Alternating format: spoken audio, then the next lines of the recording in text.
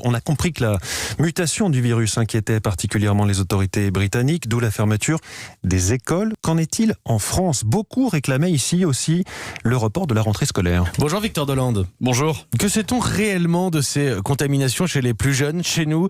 Est-ce qu'ils prennent un risque en allant en classe ? Alors il y a d'abord une certitude, les enfants sont beaucoup plus souvent asymptomatiques, près de 2 fois plus que les adultes. Mais s'ils n'ont pas de symptômes, ça ne veut pas pour autant dire qu'ils ne sont pas contagieux. La contamination chez l'enfant a probablement été sous-estimée dès le départ de cette pandémie. Antoine Flao, directeur de l'Institut de santé globale de l'Université de Genève. Pour la première vague, on ne testait que des gens qui étaient assez symptomatiques, donc les enfants n'étaient pas testés.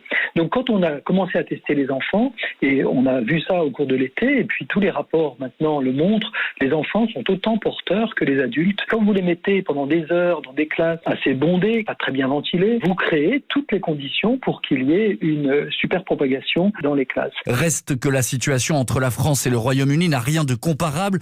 Avec près de 60 000 contaminations par jour, les Anglais connaissent une situation épidémique 3 fois plus compliquée que la nôtre. Et puis, on a bien vu les ravages du confinement sur les enfants en matière de décrochage scolaire, ce qui pousse de nombreux épidémiologistes à plaider pour une solution alternative si les contaminations explosaient dans les prochaines semaines. Allonger les vacances scolaires d'hiver et réduire les vacances d'été pour mettre un frein à l'épidémie. Victor Delande.